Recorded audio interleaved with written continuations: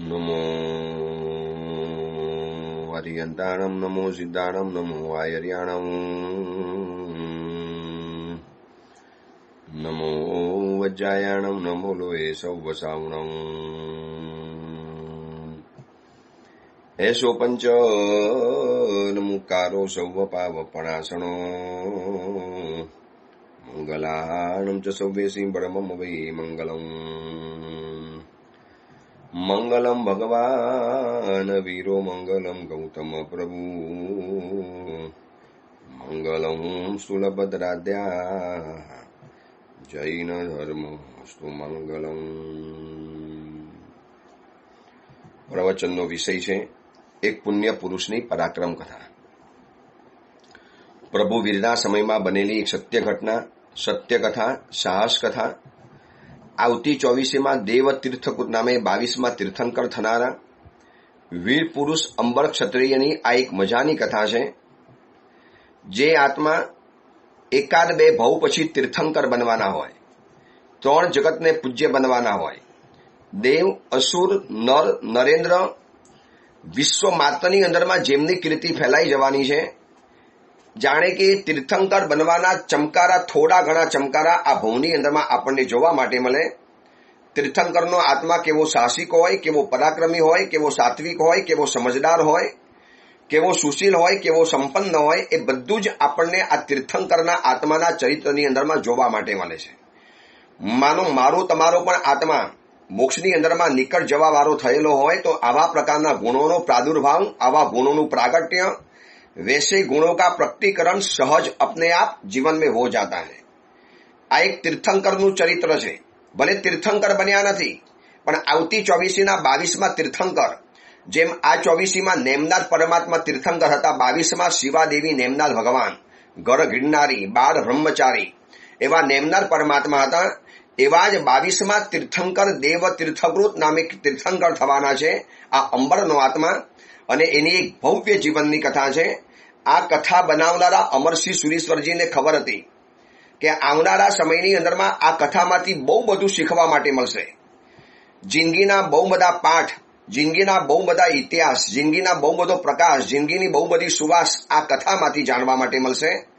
એટલે એક સરસ મજાની કથા આપણી સામે પ્રસ્તુત કરી. આપણે કથાની અંદરમાં ત્યાં સુધી પહોંચ્યા કે પહેલો આદેશ પરિપૂર્ણ કર્યો, સાંગોપાંગ પરિપૂર્ણ કર્યો. અને પહેલા આદેશને પૂર્ણ કરતાની સાથે કેટલી રિદ્ધિ, સમૃદ્ધિ અને વૈભવના માલિક બની ગયા છે અંબર વીર પુરુષ. એક તો ચંદ્રાવતી જેવી પત્ની મળી. ચંદ્રાવતી પણ વિદ્યા વિશારદ. ચલો, રૂપના અંબાર તો ઘણી સ્ત્રીઓ હોય, રૂપ કદાચ પરમાત્માએ કુદરતે એને આપેલું હોય, પણ એની સાથે આટલી વિદ્વત્તા. જ્યાં રૂપ હોય છે ત્યાં ઘણી વખત વિદ્યા નથી હોતી. આ વિદ્યા અને રૂપ બંનેની અંદરમાં શિરમોર, સર્વોચ્ચ રહેલી હતી. જેની પાસે આકાશગામીની વિદ્યા હોય, રૂપ પરિવર્તન કરવાની વિદ્યા હોય, આકર્ષણી વિદ્યા હોય અને ચિંતિતગામી વિદ્યા, અને આટલા મોટા સામ્રાજ્યની માલિક, આવી એક પત્નીના માલિક બની ગયા. શતશકરા વૃક્ષનું ફળ પણ મળી ગયું. ત્યાં ગયા વગર વિચારી લેજો, એક સાહસ કરવાથી કેવા કેવા એક નવા અનુભવો, નવા પ્રદેશોનું ખેડાણ. લગભગ વર્તમાન સમયમાં મારી તમારી જિંદગી એવી એક કમ્ફર્ટ ઝોનમાં કેદ થઈ ગઈ છે કે આપણે એક નવું સાહસ કરી જ નથી શકતા. કેવી રીતે થાય, કેવી રીતે જવાય? અરે એકાદ તીર્થની યાત્રા તો એવી કરો કે અચાનક પહોંચી જવાનું, કોઈ અગાઉથી બુકિંગ નહીં. આ તો પહેલેથી ગૂગલમાં સર્ચ કરવાનું, અગાઉથી બુકિંગ કરી લેવાનું, પછી એના પ્લાન વગેરે તૈયાર કરી લેવાના, ગૂગલ મેપ તૈયાર રાખવાનો. એક પણ જગ્યાની અંદરમાં આપણે ભૂલા ન પડવા જોઈએ. અરે યાર, ભૂલા પડવાના પણ ક્યારેક ફાયદા હોય છે. થોડીક હિંમત કરો, મોબાઈલને ઘરે મૂકીને જાઓ. ચલો, વર્તમાન સમયની અંદરમાં એક સાહસ થઈ શકે કે શત્રુંજય, શંખેશ્વર, ગિરનાર આવા તીર્થોની યાત્રા કરવા માટે જવું છે. મોબાઈલ ઘરે મૂકીને જવાનું. બધાએ, એકાદ વ્યક્તિએ નહીં, એક પણ વ્યક્તિએ મોબાઈલ સાથે નહીં રાખવાનો. પણ તમે ટ્રેન તૈયાર છે, ટ્રેન બરોબર પહોંચી જવાની છે, તમે ગિરનાર, શત્રુંજય કે શંખેશ્વર ઉતરી જવાના છો, ત્યાં ધર્મશાળા તૈયાર છે, ભોજનશાળા તૈયાર છે. કોઈ એવા ભૂકંપ નથી આવ્યા, પાણીના પૂર નથી આવ્યા, કોઈ એવી આપત્તો નથી આવી, કોઈ એવી તકલીફ નથી આવી, કોઈ એવો અંધાર યુગ નથી ચાલ્યો. બધું જ વ્યવસ્થિત ગોઠવેલું છે. ચલો, બધું પહેલેથી ગોઠવી લેવાનું. ચલો, એ છૂટ. પરંતુ એટલું નક્કી કરો કે તીર્થોની યાત્રા કરવા માટે જઈએ ત્યારે મોબાઈલ ઘરે મૂકીને જવાનું છે. આટલું સાહસ? અરે સાહેબ, કેવી રીતે બની શકે? પછી અચાનક કામ આવી ગયું તો, અચાનક કંઈક થઈ ગયું તો. બસ આ અંબર ચરિત્રમાંથી આ શીખવા માટે મળે છે. આટલું એક નાનકડું સાહસ ન કરી શકીએ સાધનાના ક્ષેત્રની અંદરમાં? ચલો ફરવા માટે જાઓ, વાત બરોબર છે. આઉટ ઓફ ઇન્ડિયા ફરવા માટે જાઓ, માથેરાન, મહાબલેશ્વર, લોનાવાલા, ખંડાલા, પંચગીની કે સાપુતારા ફરવા માટે જાઓ, ચલો સમજ્યા. પણ તીર્થોની યાત્રા કરવા માટે જવું છે અને મોબાઈલ લઈને જવાનું? મૂકી દો મોબાઈલ. એ રસ્તાની અંદરમાં ગંદી વેબ સિરીઝ જોવાની, બ્લુ ફિલ્મો જોવાની, ગંદા ચેટ કરવાના અને પછી આપણે પરમાત્માની ભક્તિ કરવા જઈએ. ક્યાં મન અંદરમાંથી લાગવાનું હતું? આટલું એક સાહસ કરો. એક વખત તો એવું સાહસ કરો. ચલો બધી યાત્રા નહીં, એક યાત્રા એવી કરવી છે અગાઉથી કોઈ પ્લાનિંગ નહીં,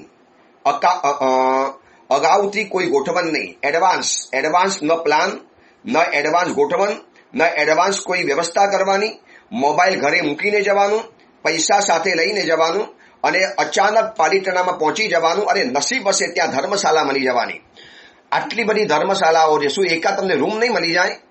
આટલી બધી ધર્મશાળાઓની રૂમ છે, શું કોઈ જગ્યાએ તમને રહેવા માટે નહીં મળી જાય? કેમ આટલા બધા ગભરાવાનું કેમ? આટલું પણ જીવનમાં સાહસ ન કરી શકીએ? મોબાઈલ આવ્યા પછી લગભગ માણસ ભીરું બન્યો છે, ડરપોક બન્યો છે, ભયભીત બન્યો છે, અંદરમાંથી ફિયર વાળો બની ગયો. એટલે સતત એને મોબાઈલ જોઈએ, પછી એકબીજાને સમાચાર આપવાના. અરે મમ્મીઓ પણ છોકરાઓને ટ્યુશન ક્લાસીસમાં મોકલે તો ફોન લઈને મોકલે, જાઓ બેટા ફોન લઈને જાઓ. પછી મમ્મી પૂછે, બેટા પહોંચી ગયા, ત્યાંથી નીકળી ગયા, બરોબર છે? અરે તમારા બાળકનો વિકાસ થશે કેવી રીતે? બાળકને જો નાની ઉંમરથી આટલા બધા કમ્ફર્ટ ઝોનમાં મૂકી દેશો, આટલી મોનોટોનસ લાઈફમાં જો તમે એને શેર કરી લેશો, તો આવતીકાલની જિંદગીના તડકા, છાંયડા, તકલીફ, મુશ્કેલી, બેન તમે કાયમ સાથે નથી રહેવાના. તમે આજે મમ્મી તરીકે છો, તમે જ્યારે દુનિયામાંથી વિદાય પામશો ત્યારે દીકરો આ સંસારમાં એકલો રહેવાનો, પણ સતત તમારા પડછાયાથી ટેવાયેલો, સતત માના પાલવ નીચે રહેલો દીકરો આવતીકાલે જ્યારે માનો પાલવ હટી જવાનો અને વાસ્તવિકતાના તડકા જ્યારે માથા ઉપર પડવાના ત્યારે બાળક અકળાઈ જવાનું, તપી જવાનું. એ સહન નહીં કરી શકે, નિર્ણય નહીં કરી શકે. બધા નિર્ણયો તમે જ કરી દેશો જીવનની અંદરમાં. અરે એકાદ તો સાહસ યાત્રા કરો. આ અંબરની બીજા નંબરનો હવે જે આદેશ આવશે, બીજા નંબરનો આદેશ આજથી શરૂ કરું છું.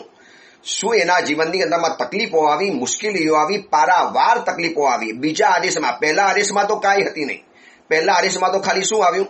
સૂર્યમંડળની અંદરમાં જઈને કેદ થવાનું થઈ ગયું અને ત્યાં નાગર નામનો સારથી મળ્યો, એ મિત્ર મળ્યો અને એના કારણે તો શતશકરા વૃક્ષનું ફળ મળી ગયું. આપત્તિની અંદરમાં પણ કોઈક સંપત્તિનો રસ્તો છુપાયેલો છે, આપણને જોવો જ નથી. અને એક વાક્ય યાદ રાખજો, જહાં પર આસ્થા હૈ વહાં પર બંધ કમરે में भी रास्ता है. અગર આસ્થા છે તો દરવાજા બંધ છે તો પણ રસ્તો મળી જવાનો. અમારું સાધુ જીવન જુઓ, અમે વિહારો કરીએ છીએ, ઠીક છે, અમે અમારા વિહાર મુજબ પહેલેથી અગાઉથી વિહારનો ક્રમ ગોઠવી દઈએ કે રોજના 20 કિલોમીટર ચાલવું તો કઈ જગ્યાએ ઉતરવાનું. શું પહેલેથી ખબર હોય કઈ ગોચરી મળવાની, કોના ઘરમાં જવાનું, કેવા લોકો મળવાના, વ્યાખ્યાનમાં કેટલા લોકો આવવાના? અરે ચાતુર્માસ કરવા માટે પણ જઈએ ત્યાં અગાઉથી થોડી બધી ખબર હોય છે. અત્યારે ત્રિકમનગર શ્રી સંઘમાં ચાતુર્માસ કરું છું. દેવગુરુની કૃપાથી ચાતુર્માસ અદ્ભુત રીતે જામ્યું છે. શિબિરોની અંદરમાં એટલી બધી સંખ્યા આવે છે કે હોલ નાના પડે. રોજના 100 થી 125 આમિલ, આ સુધીમાં 2500 આમિલ તો થઈ ચુક્યા છે. લગભગ આ ચાતુર્માસ દરમિયાન 10,000 થી વધુ આમિલ થવાના. કોઈ એવો મોટો સંઘ નથી, 340 ઘરનો સંઘ, પણ એક ઉલ્લાસ પેદા થયો. પ્રવચનો દ્વારા અંદરમાંથી પ્રેરણા મળી અને એક અંદરમાંથી ઉલ્લાસ પેદા થયો. 50-60 જણાને તો અત્યારે પાયા ચાલે છે, વર્ધમાન તપના પાયા, સામૂહિક આમિલ તપસ્યા ચાલે છે. ઘર ઘરની અંદરમાં આમિલના તોરણો બંધાયેલા છે. શું આ બધું પહેલેથી ખબર હતી કે આવું થવાનું છે? જવાનું સાધુ જીવન છે, જઈને ઉપદેશ આપવાનો, પ્રવચન આપવાનો, આગે આગે ગોરખ જાગે. ધીરે ધીરે કરતા કરતા કરતા લોગ આતે ગયે और कारवा बनता ગયા. બસ ધીરે ધીરે ચાલતા જાઓ. આ કથા આપણને સાહસ શીખવાડે છે. થોડુંક તો સાહસ કરીએ જીવનમાં. આજે આ પ્રવચન સાંભળ્યા પછી જો મન થતું હોય તો એવી એક યાત્રા કરો, વર્ષ દરમિયાન એવી યાત્રા. કેટલા દિવસ? 2 દિવસ, 3 દિવસ. અરે તમે આજે સવારે નીકળવાના હો, આવતીકાલે સવારે પાછા આવવાના હો, તો મોબાઈલ ઘરે મૂકીને જવાનું, એક પણ કોન્ટેક્ટ નહીં. બસ જાણે અજાણી દુનિયામાં એટલું બધું મન ફ્રેશ લાગશે, એટલું બધું મન હલકા પણ લાગશે. હવે એવી થેરાપી નીકળી છે, મોબાઈલ લેસ થેરાપી, જેમાં આજના સાયન્ટિસ્ટો કહે છે, સાયકોલોજીસ્ટ કહે છે કે ભાઈ મોબાઈલને સાઈડમાં મૂકો તો તમારું મન શાંત રહેશે. આ તો સતત અંદરમાંથી મન થયા કરે. શું આવ્યું? શું મેસેજ આવ્યો? કેવો આવ્યો હશે? એટલે મેં હમણાં એક પુસ્તકમાં વાંચ્યું કે આજકાલનો મોબાઈલ એટલે બાળકનો ડાયપર. નાના બાળકને ડાયપર પહેરાવો ને એટલે શું કરે ખબર છે? મમ્મી વારે ઘરે ડાયપર ચેક કરે, કંઈક આવ્યું. એ માણસ પણ મોબાઈલમાં ચેક કરે, કંઈક આવ્યું, કંઈક મેસેજ આવ્યો, કોઈનો લાઈક આવી, કોઈના કઈ સમાચાર આવ્યા, કોઈનું કંઈક આવ્યું. આમ આંગળી ઊંચી નીચી કરીને અંદરમાં તમારે જોવું પડે. જેમ બાળકના ડાયપરમાં માં જોવે એમ માણસ મોબાઈલની અંદરમાં જોયા કરે, કંઈક આવ્યું. બસ આ મોબાઈલ અને ડાયપર જાણે કે સમાન બની ગયા છે. શું એને મજાનું લોજિક લગાડેલું છે? હવે આના કારણે ક્યાં મન શાંત રહેવાનું, સતત મન વ્યસ્ત રહેવાનું. અને એમાં માનો મણિપુર જેવા સમાચાર વાંચ્યા, મણિપુરમાં સ્ત્રીઓ ઉપર થનારા જે અત્યાચારો વાંચ્યા, અમદાવાદના ઇસ્કોન રોડ ઉપર થયેલા જે અકસ્માતો વાંચ્યા. રોજના રોજ કાંઈક ને કાંઈક અકસ્માત, ખૂન ખરાબા, આતંકવાદીઓ ઘટના, પછી દેશને વેચી લેનારા પક્ષોની વાતો સાંભળ્યા પછી ક્યારેક મગજમાં એમ થઈ જાય કે કેટલું બધું આ દેશમાં ખરાબ ચાલે છે. સતત નેગેટિવિટી મગજમાં ઘૂસી જાય. એક સાહસ, હવે અંબરની બીજા નંબરની સાહસ યાત્રા શરૂ થાય છે. સાહસનો પાર્ટ 1 પૂરો થયો. આવા 7 પાર્ટ છે અને એક એવા બઢિયા છે. આ બીજા નંબરનો સાંભળ્યા પછી એમ થશે કે આ તકલીફમાંથી કેવી રીતે બહાર આવી શકાય. ઇમ્પોસિબલ છે, પણ ઇમ્પોસિબલને પોસિબલ બનાવી શકે છે સાહસિક વ્યક્તિ. ચલો બીજા નંબરની સાહસ યાત્રાને આપણે શરૂ કરીએ છીએ. ચંદ્રાવતીની સાથે ગોરખ યોગીની પાસે પહોંચી ગયા. શતશકરા વૃક્ષ માના ચરણોની અંદરમાં ધરી દીધું. માએ પણ કીધું કે બેટા ખરેખર તું સાહસિક માણસ છે. આ ગુણવદના વાટિકા સુધી પહોંચી નથી શકાતું, ત્યાંથી આ તું વૃક્ષના ફળ લઈ આવ્યો. ભલે કોઈ પણ રીતે તે હાજર તો કર્યા. ખરેખર તારી સાહસ યાત્રાને બિરદાવું છું. માં તમારી આ સાહસ યાત્રાના કારણે તો મને કેટલી બધી સિદ્ધિ પ્રાપ્ત થઈ. હવે મને આ જન્મમાં આકાશગામીની વિદ્યા ક્યાં મળવાની હતી? મને આ ભવની અંદરમાં રૂપ પરિવર્તન કરવાની વિદ્યા ક્યાં મળવાની? અને માં એનાથી સૌથી વધારે તો મને એમ લાગ્યું કે મારા જીવનની પવિત્રતાને ટકાવી રાખનારું જે અમોઘ વરદાન મળ્યું છે, અનંગ વિજેતા વરદાન. આ સંસારની અંદરમાં જેટલા પણ પતનો થયા છે સ્ત્રીઓ દ્વારા થયા. રામની પત્ની સીતા માતા, અને સીતા માતાના રૂપને જોયા પછી રાવણ જેવો રાવણ પણ હારી ગયો છે. અને એના જીવનમાં પણ માત્ર આવનારી 24મીમાં જે તીર્થંકર થવાના છે, જેમાં અંબર તીર્થંકર થવાના છે, એ સિક્વન્સની અંદરમાં તીર્થંકર થવાના રાવણ પણ દુનિયા તો આજે એના પુતળાને બારે છે, જલાવે છે. આજે તો નરકમાં માર ખાઈ રહેલા છે. કેમ? કારણ કે સીતાને ઉપાડી જવાનું દુસ્સાહસ કર્યું. સીતાના રૂપની અંદરમાં મોહાઈ ગયા, કારણ કે અનંગ વિજેતા નથી બની શક્યા. જોઈ લો વર્તમાનની અંદરમાં વેબ સિરીઝમાં જે ગંદકીઓ ચાલે, પારાવાર ગંદામાં ગંદી જે વાતો અંદરમાંથી ચાલે છે. કેમ ચાલે? કેમ જોવાનું મન થાય છે? અનંગ વિજેતા નથી માટે. મેં તમને ઓલું સ્તવન મોકલાવ્યું છે સાથે. રોજ પરમાત્માની સમજ ગાઓ કે પરમાત્મા થાશું કામ સુભટ ગયો હારી. પ્રભુ તમારી પાસેથી કામ સુભટ હારી ગયો અને પ્રભુ હું તમારો સેવક એનાથી હારી જાઉં. આપ મારા માલિક, એની ઉપર વિજય પ્રાપ્ત કરનારા. અને પ્રભુ હું તમારો સેવક. ડગલે પગલે મારી આંખોમાંથી વિકાર આવ્યા કરે, મને ગંદી વસ્તુઓ જોવાનું મન થયા કરે, મને સતત આવી ગંદી ચેટ કર્યા કરવાનું મન થયા કરે. પ્રભુ આપ અનંગ વિજેતા બન્યા છો તો પ્રભુ મને પણ બનાવો. તે અનંગ કિયો ચકચૂરા. અનંગ એટલે કામદેવ. કામદેવ એટલે સેક્સના વિચારો લાવનારો દેવ કહેવાય. એ કામદેવને પ્રભુ આપે તો ચકચૂર બનાવી દીધો. તે અનંગ કિયો ચકચૂરા તે અતિશય તુજ ભારી. સાંજનો સમય હોય, દીપકની જ્યોતની અંદરમાં પરમાત્માનું નયનરમ્ય બિંબ હોય, આંખમાંથી આંખ મિલાવી બહુ ધીરા સ્વરે રાગપૂર્વક, સરસ મજાનો એનો રાગ છે, એ રાગ સાથે અગર તમે આ ગીત ગાઓ, તમને કહું દિલની અંદરમાંથી સત્વ અને સાહસ પેદા થશે. અને અંબર કહે છે કે માં, જેના કારણે કેટલાય લોકોના પતન થયા છે, મોટા મોટા સાધુઓના પતન જેના કારણે થયા છે, માં મને એનાથી બચવાનો એક રસ્તો મળી ગયો. સૂર્ય દેવતાએ વરદાન આપ્યું, જા તો અનંગ વિજેતા બની જા. માં આપના કારણે. બસ માં હવે મને બીજો આદેશ ફરમાવો. યોગીની કહે છે કે હમણાં થોડો સમય આરામ કર અને પછી આવજે. અંબર ગયો. ચંદ્રાવતીની સાથે કુમકુમ મંડળની અંદરમાં થોડા સમય રહ્યો. નગરની બધી સુચારુ વ્યવસ્થા, સરસ મજાની વ્યવસ્થા, નગરની રાણી તરીકે ચંદ્રાવતીને સ્થાપિત કરી. અને ચંદ્રાવતી જેવી મહાન પુણ્યશાળી, ભાગ્યવાન, મહારૂપવાન પત્નીનો માલિક બની ગયા છે. થોડા દિવસ ગયા એટલે વરી પરુ ચંદ્રાવતીને કીધું કે હવે સાહસ યાત્રાએ જવું છે. જ્યારે ગોરખ યોગીનીએ મને 7 આદેશ પરિપૂર્ણ કરવાના કીધા છે. બસ તારી સંમતિ મને પ્રાપ્ત થાય. અને ચંદ્રાવતી પણ સાહસિક હતી. હું તમારી સાહસ યાત્રામાં ક્યારે આડી નહીં આવું. શિવાસ્તે પંથા નહ. આરતી ઉતારી, ચોખાથી વધાવ્યા, જલ્દી પાછા આવજો, સંભાળજો. તમને કહેવાની કોઈ જરૂર નથી. તમારી પાસે જે તાકાત છે, ચલો મંત્રોની તાકાતની વાત છોડો, મંત્રો વિદ્યા તો હમણાં તમારી પાસે આવ્યા, પણ એની પહેલા પણ તમારી પાસે રહેલું જે સાહસ, તમારી પાસે રહેલું જે પરાક્રમની જે મૂડી, સાહસ, પરાક્રમ, હિંમત, ધૈર્ય, આવી કેટલીક વસ્તુઓ જો પુરુષો પાસે આવી જાય તો આકાશના તારા અને સૂર્યચંદ્રના મંડળને પણ નીચે લાવી શકે છે. પણ વર્તમાન જમાનામાં શું થયું? સુખ સુવિધાઓના વચની અંદરમાં રહેનારા વ્યક્તિનું સાહસ, પરાક્રમ, એક સ્ટ્રગલ, એક હિંમત, એક પાવર લગભગ બધું નામશેષ થવાની અંદરમાં આવ્યું. જો આટલી બધી ઘટનાઓ બને છે, કોણ વિરોધ કરવાની અંદરમાં જાય? સરેઆમ રોડ ઉપર છોકરીઓની છેડતી થાય અને યુવકો એની સામે માથું પણ નથી ઉચકી શકતા. કેમ? કારણ કે અંદરના સ્પિરિટ ખતમ થઈ ગયા. આ વેબ સિરીઝો જોઈ, ગંદા વિચારો કર્યા, એના કારણે શરીર સાવ ખતમ થઈ ગયું, મન નિર્માલ્ય બની ગયું. મનની અંદરમાં કોઈ હિંમત, તાકાત, પાવર, પરાક્રમ, સાહસ, ધૈર્ય આવી કોઈ વાત નથી રહી. અને ચંદ્રાવતીએ કીધું, ખુશીથી જ પધારો, બસ પત્ની તરીકે છું એટલે કહું છું કે સાચવીને રહેજો. તમે સાહસિક છો, પણ આ દુનિયાની અંદરમાં વિચિત્ર સંયોગો અને વાતાવરણો હોય છે. માં કયો આદેશ આપશે ખબર નથી, પણ સાચવીને રહેજો અને જ્યારે થાય ત્યારે વળી પાછા આવી જજો. અંબરે કીધું કે તને પણ છોડીને જવાનું કે મને મન થતું નથી. તારા જેવી સુશીલ પત્ની હોય અને એની સાથે જે જીવનના આનંદ પ્રમોદ કર્યા છે, પરંતુ ફરજ અને કર્તવ્ય જ્યારે આંખની સામે આવે ત્યારે પ્રેમને હું ગૌણ કરનારો માણસ છું. અને ચંદ્રાવતીના મંગલ શુભેચ્છાઓ લઈ, નગરજનોની શુભાશીષ લઈ વળી પાછા આકાશ માર્ગે ગોરખ યોગિનીની પાસે પહોંચી ગયા છે. અને ગોરખ યોગિનીની પાસે એ ધનગીરીનો પર્વત અને પર્વતની ગુફાની અંદરમાં જઈને પહોંચી ગયો. પણ જોયું, માં ધ્યાનની અંદરમાં બેઠેલા છે. જોજો આ તીર્થંકરના આત્માનું ઔચિત્ય જોજો. આપણે દેરાસર ઉપાસયના ઔચિત્ય કેટલા જાળવ્યા, પરિવારના ઔચિત્ય કેટલા જાળવ્યા. ઉપાસયની અંદરમાં આવ્યા, મોટા અવાજે વંદન કરવાના, ગુરુ ભગવંતોને ખલેલ પાડવાની, દૂરથી વંદન કરી લેવાના.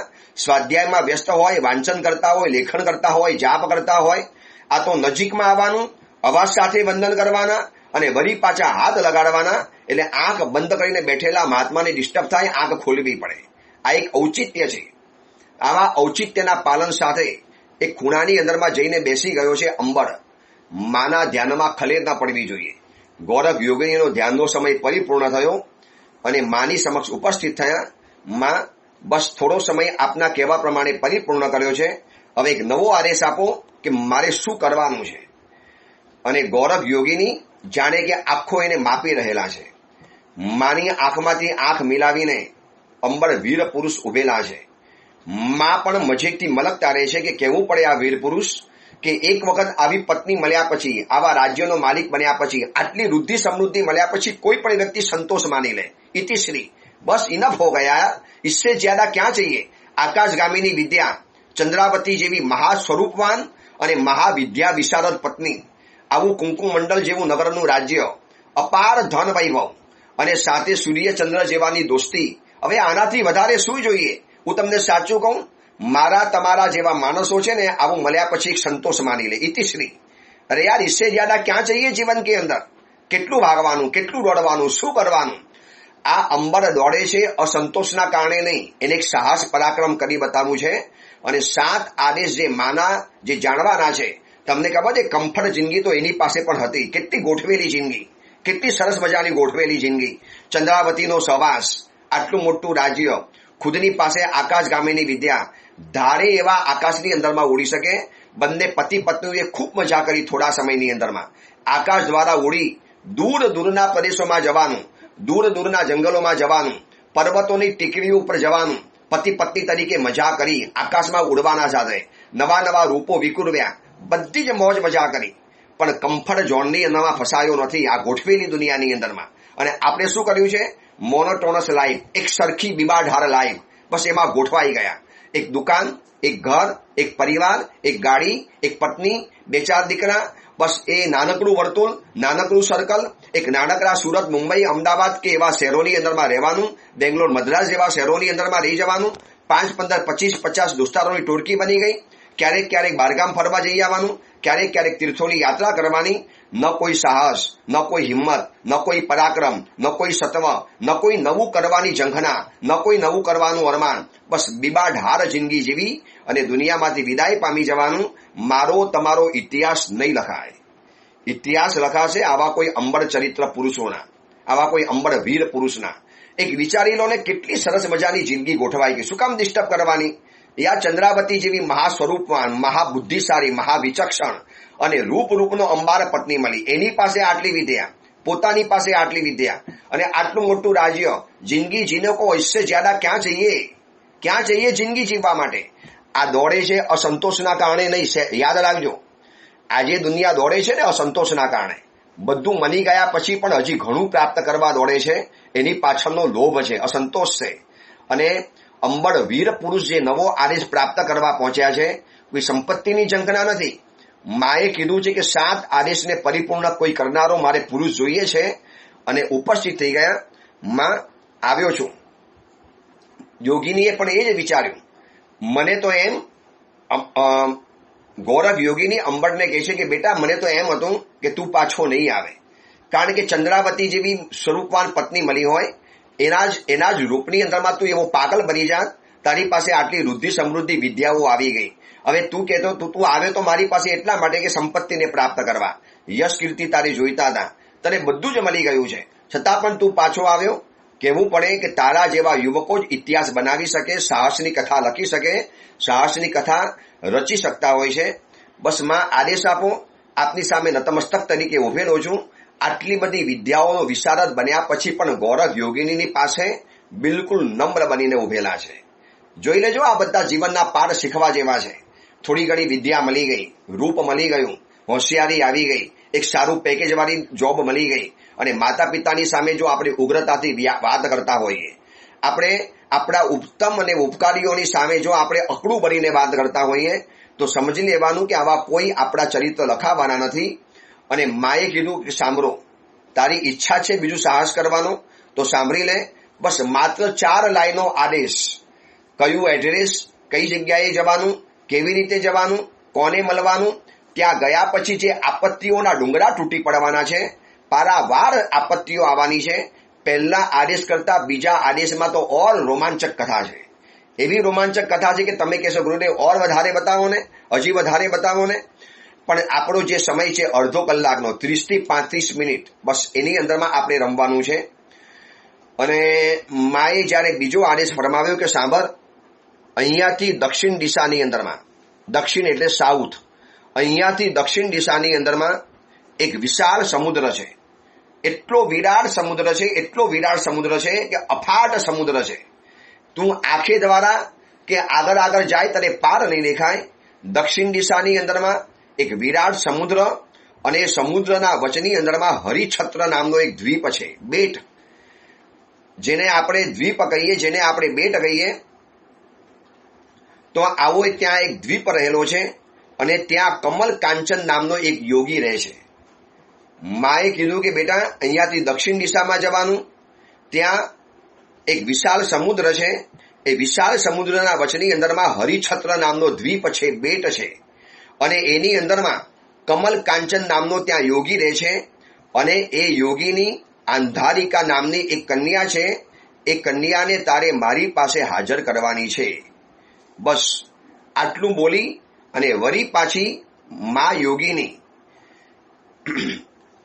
યોગીની ગોરખ યોગીની આંખ બંધ કરીને ધ્યાનની દશાની અંદરમાં ચાલી ગયા. અંબર સમજી ગયો, માં આનાથી વધારે કશું કહેશે નહીં, આનાથી વધારે કાંઈ પણ નહીં કહે. હવે માનો તમે દીકરાને છે ને, આ વાત છોડો, આટલું મોટું સાહસ તો જીવનમાં કોઈ પણ ન કરી શકે. પરંતુ તમે ખાલી દીકરાને એમ કહો, બેટા આ ચીજ, અને ભાગલમાં જઈને, સુરતમાં એક ભાગલ બજાર મોટું છે, અમદાવાદની અંદરમાં બીજું બજાર હોય, મુંબઈની અંદરમાં જાઓ કે પછી બેંગ્લોર, મદ્રાસ કે કોઈમ્બતુર, હૈદરાબાદ, આવા જે બિગ સિટીઓ છે, આ બધા સિટીમાંથી કોઈ પણ પિતાજી કોઈ પણ પોતાના દીકરાને કે બેટા આ દવા અને તારે આ બજારમાં જઈને લઈ આવવાનું, બસ ત્યાં મળે છે અને એક જ દુકાન છે ત્યાં મળે છે, પપ્પા એડ્રેસ તો આપો. અને પિતાજી કે બેટા શોધી લેને એડ્રેસ, હિંમત બતાવો, જા આગળ વધી જા. આ તો કે નહીં પપ્પા એડ્રેસ બતાવો, મને જરા લોકેશન આપો. બસ બધી જગ્યાની અંદરમાં લોકેશન, એડ્રેસ, ગૂગલ મેપ, નહીં સાહસ બહાર નહીં આવી શકે. હવે આમાં કયું ગૂગલ મેપ હતો, કયું એની પાસે લોકેશન મળી ગયું, કયું એડ્રેસ મળી ગયું, પછી આની નિયર, આની ઓપોઝિટ, આની બાજુની અંદરમાં અત્યારે ત્રિકમનગરમાં લોકો વંદન કરવા માટે આવવું હોય, સુરત વાળા કહું છું, બહારગામની વાત છોડો, સુરત વાળાને વંદન કરવા માટે આવવું એટલે અમારા સેવક રામદાસભાઈને 10 વખત પરેશાન કરે. લોકેશન મોકલજો ને, જરા ગૂગલ મેપ મોકલજો ને, જરા બતાવજો ને કયો નંબર છે ને કયો નંબર છે, આની ઓપોઝિટ, આના નિયર બાય, આની સામે, આની બાજુમાં, આ બિલ્ડિંગની બાજુમાં, ફલાણા ઢીકણાની બાજુમાં, આટલું કહીએ તોય વળી પાછા 10 ફોન કરે. હજી મને તો જરા બહાર લેવા માટે આવો ને ગલીની અંદરમાં. સુરતની અંદરમાં કઈ હોટલ કઈ જગ્યામાં આવી છે બતાવી નથી પડતી. સુરતમાં કઈ દુકાનમાં કયું કાપડ મળે છે કોઈને બતાવવું નથી પડતું. સુરતમાં નવી હોટલ કઈ જગ્યાએ ખોલી એ બધું આપોઆપ શોધાઈ જાય. અને પછી ઘણા કે સાહેબ વંદન કરવા માટે આવું તો પણ છે ને એરિયા ન મળ્યો, રસ્તો ન મળ્યો. હું આ એરિયામાં આવ્યો પણ ખરો, તારી ભરી થાય. સંસારના બધા જ એડ્રેસ તને મળી જાય અને ધર્મના ક્ષેત્રના એક એડ્રેસ નથી મળતા, બોલો એ વ્યક્તિને. અને આ કારણ કે છે ને સાહસ જ નથી જીવનમાં. ડગલે પગલે આપણે લગભગ સાહસ વિનાની જિંદગી જીવી રહેલા છીએ, બસ ગોઠવેલી જિંદગી. પિતાએ ઘર બનાવી આપ્યું, પિતાજીએ ધંધો આપી દીધો, પિતાજીએ બિઝનેસ આપી દીધો, પિતાજીએ કમાયેલા પૈસા ઉપર જલસા કરી દીધા. છે પોતાની કોઈ કમાણી, છે પોતાની કોઈ આવડત, છે પોતાનું કોઈ નવું ઉપાર્જન કરેલું, બસ એ બાપની મૂડી પર તાકડ ધીરના કરવાના, રાજ કરવાનું અને બીપીએલ બની પછી દુનિયાની અંદરમાં વટ મારવાનો. હવે વિચારી લેજો, આ ઇસ્કોનના રસ્તા ઉપર અમદાવાદની અંદરમાં તથ્ય પટેલ નામના છોકરાએ એના બાપની મૂડી ઉપર તાકડ ધીરના કરી અને આગળ વધ્યો. જોઈ લીધું ને પરિણામ શું જોવા માટે મળેલું છે. 9 જણાની જિંદગી લીધા પછી એ માણસને પસ્તાવો નથી. હજી એનો બાપ પૈસા દ્વારા આ આખો કેસ રફે દફે કરી દેશે, ઓળખાણ દ્વારા.